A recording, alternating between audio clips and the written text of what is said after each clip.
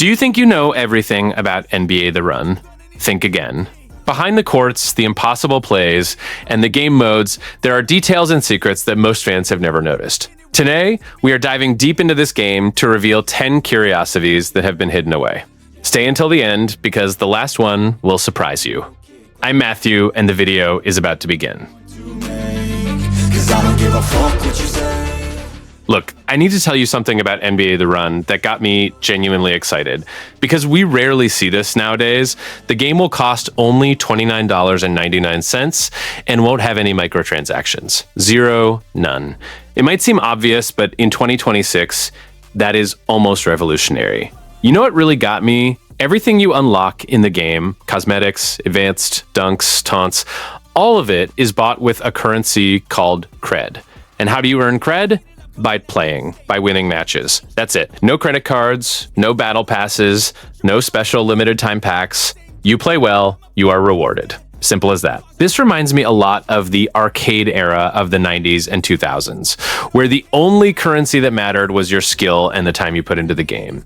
NBA Street, NBA Jam, those games gave you everything based on how much you played and improved.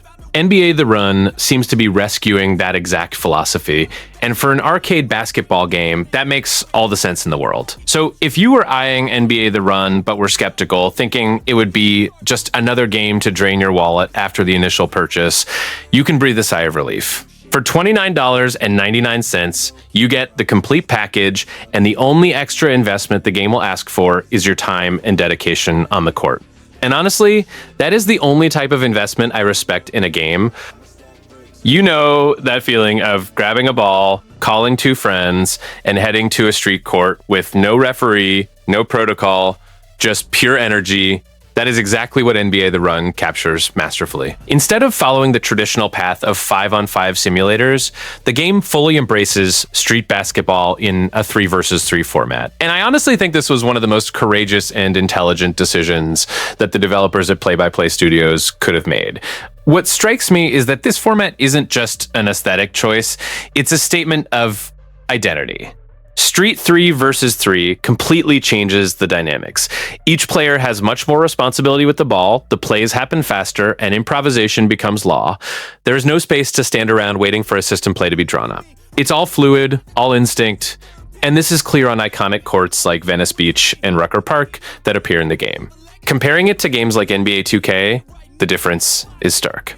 While traditional simulators try to replicate every detail of an official NBA match with tactics, rotations, and time pressure, NBA The Run throws that away and focuses on what is visceral: spectacular dunks, ankle-breaking dribbles, and a style you only find on the streets.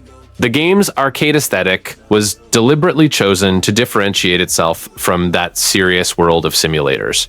And the best part? This focus on 3 versus 3 makes the game more accessible and, at the same time, more intense. With only 3 players on each side on a smaller court, every decision weighs more, every error hurts more, and every good basket feels like a personal achievement. It is the type of experience that makes you want to play just one more match, that famous next up from the street courts, now on a console. When I think of NBA The Run, what hooks me most isn't just the concept of the game itself, but who is behind it. There is something special in knowing that the project wasn't born from scratch with just any team, but rather with professionals who have already lived through one of the most remarkable phases of sports games. This changes how I view the game even before seeing it in action. Mike Young, as creative director, ends up being a name that naturally carries weight in this equation. His connection to NBA Street isn't just a resume detail, but almost an indicator of identity. NBA Street wasn't about perfect simulation. It was about style, attitude, and fun above all else. Thinking that this same mind is involved now makes me imagine that NBA The Run might follow a similar path, perhaps even reinterpreting that formula for a current audience. Another point that catches my attention is the formation of play-by-play studios itself. It isn't common to see an entire studio composed of former EA Sports members, and this creates a sense of continuity, as if part of that old development philosophy had been transported to a new project. This could mean a more aligned vision and a more secure execution of ideas. This curiosity ends up working almost like a silent promise. It doesn't guarantee the game will be amazing, but it creates a much more interesting expectation. For me, it is the type of information that makes me follow the development with more attention, because it gives the impression that there is a real intention to rescue something that has been missing for a long time. Initially, this game was called The Run Got Next and didn't even have a direct link to the NBA, functioning more as an independent project with fictional characters. This shows how the game's idea already had strength on its own, even before gaining a big label behind it. The most curious thing for me is how this type of evolution happens in the game industry. A project starts small, with total creative freedom, and gradually gains visibility until it catches the attention of large organizations. In The Run's case, the transition to an NBA-licensed game seems to have been a natural step after the potential it demonstrated between late 2024 and early 2025. I also wonder how this change must have impacted the game's development. Moving from fictional characters to real NBA athletes likely brought new responsibilities, such as faithfully representing the players and the culture of professional basketball. At the same time, this must have raised the public's expectations quite a bit. What began as an independent project ended up becoming something official and much more ambitious. For me, this makes NBA The Run even more interesting, because it carries this history of evolution behind it. When I heard about the In the Zone mechanic, my first reaction was pure excitement at this creative mix of genres. The idea of bringing a momentum system inspired by famous hero shooters to the basketball court is something that fascinates me quite a bit. This breaks that traditional structure of sports games and adds a layer of strategy and unpredictability that makes me very curious to get my hands on the controller. What I find most genius about it is how the game translates that real feeling of an athlete heating up during a match. In real life, when a player starts hitting everything, they seem simply unbeatable, and the game captures exactly that energy. Making big plays builds up this momentum until you manage to activate a special ability, the famous ultimate or zone ability. For me, this means that every possession starts to be worth much more than just points on the scoreboard. Since you are building a large, long-term advantage, I imagine the impact of these unique abilities during a close match against friends. Since each athlete has their own ultimate, choosing your team stops being just about who has the best numerical attributes and starts to involve synergy, almost as if you were assembling an RPG team. A point guard might have a pass impossible to intercept, while a center might unlock a totally indefensible dunk. Thinking about the infinite combinations that players will create makes me very excited about the possibilities. I feel this mechanic is exactly the freshness that arcade-style basketball games were needing nowadays. It rewards your good performance with moments of pure spectacle, and perfectly captures the magic of when an NBA star simply dominates the court. If the execution is as good as the concept, I am sure these supreme abilities will yield incredible clips and unforgettable chaotic matches. There is a detail in NBA The Run that for me completely changes the way I see the game. You don't just play with the athletes, you play with specific moments in their careers. And this is much more interesting than it looks at first glance. Think of 2009 Stephen Curry. He doesn't enter the court as the guy who breaks the game from anywhere. He is still proving himself. This forces you to play in a more contained way, choosing shots better, working more on building the plays. It's almost as if the game forces you to respect the natural evolution of that player. The same thing happens with 2007 Kevin Durant on the Supersonics. He is already clearly special, but he isn't yet that relentless player we know today.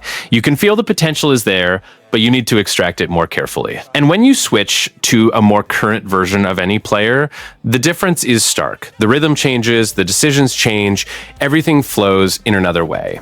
The most interesting part is that this transforms character selection into real strategy. It isn't just aesthetics or nostalgia. A 2018 Luka, for example, takes you to a style that is more raw, less dominant, and that completely changes the match. In the end, the game isn't just giving you different players, it is giving you different phases of the same legend for you to experience in practice. There is something very symbolic about putting Bobbito Garcia inside NBA The Run, not just as an announcer, but as someone who also hits the court. Normally, the voice that narrates the game stays separated from the action, almost like an observer. Here, this barrier simply ceases to exist. What this changes, in my view, is the way the player connects with the game. It's not just hearing an iconic voice commenting on the plays, it's knowing that this same figure is part of that universe in an active way. This creates a different feeling, as if the game were more alive and more conscious of the culture it represents. There's also a historical weight that cannot be ignored. Bobbito isn't just any name. He carries a strong connection to street basketball and classic games like NBA Street. Bringing him back in this manner doesn't feel just like nostalgia, but a clear attempt to rescue an identity that defined an era. In the end, what catches my attention most is how this decision avoids the obvious. Instead of using a legend only as an homage, the game turns him into a playable part of the experience. For me, this shows an intention to mix past and present in a more creative way, and this ends up making everything more interesting to follow.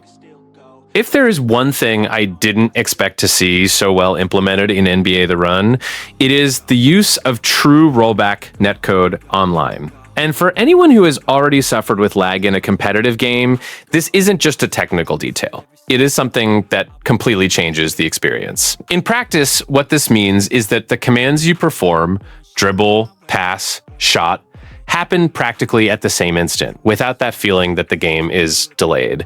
In basketball games, where every movement counts, this makes an absurd difference. You feel like you have real control of the player, even playing against someone on the other side of the world. And this directly impacts the way you play. With bad netcode, you tend to simplify everything, avoiding riskier plays or more precise timing. Not here. You can trust what you are doing. If you messed up a dribble or got blocked, it feels fair. You can't blame the lag. This is one of the game's strongest points because it shows a real concern for competitiveness. It's not just putting an online mode in and that's it. It's ensuring it actually works. And when that happens, multiplayer stops being an extra and becomes one of the main reasons to keep playing. When I saw that the main mode of NBA The Run would be based on elimination tournaments, I immediately felt that adrenaline of someone who knows they can't afford to make a mistake. It's not a points-based league where you can lose a match and recover later. Here, it's one defeat and goodbye, which creates a completely different tension from the very first whistle. For me, this choice already shows that the game wants to prioritize emotion and constant pressure.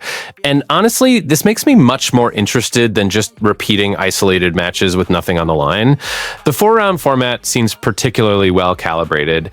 It's not so short that it ends in the blink of an eye, but it also doesn't drag on enough to make the experience tiresome. Each victory should give that pleasant feeling of relief mixed with anxiety, because the next match will only be more difficult and more important. I like to imagine what the atmosphere must be like among friends when someone advances to the next stage by a hair, or the despair of those on the verge of elimination.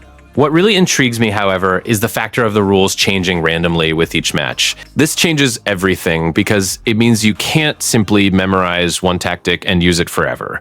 One round might require only 3-point shots, another might limit possession time, and you have to manage on the fly.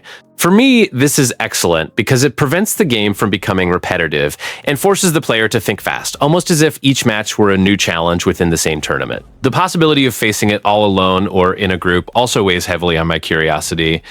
Playing in solo mode should be an intense and almost solitary experience where every mistake is yours and every victory is personal. But imagining a team of friends trying to adapt to the random rules together, shouting and improvising strategies on the fly, seems like the perfect recipe for chaotic and memorable moments. If the execution matches the idea, I am sure this mode will steal many of my nights of sleep. One of the most unexpected things is the presence of so-called street legends. In the midst of giant names from the NBA like Giannis and Luka, the game simply puts in totally fictional characters with exaggerated styles and very distinct personalities. And honestly, this gives the game a very unique identity. These characters don't follow the traditional logic of balance that you expect from real athletes. They are built almost like archetypes. One might be absurdly fast, impossible to follow, one-on-one, but practically useless on defense. Another might dominate the paint with brute force, but be stiff in movement. This creates much more unpredictable matches. What I liked most is how this forces you to get out of autopilot. When you face an NBA star, you already have an idea of what to expect. Now, when a street legend hits the court, everything changes. You need to read the opponent's style on the fly, understand the strong points, and explore the weaknesses, almost as if you were facing a character from a fighting game. In the end, these street legends function like a spice that breaks the predictability of traditional basketball. They bring an arcade-like, bolder side that contrasts with the realism of the official players. And this mix is exactly what makes each match seem different, even when you have already played for hours. When I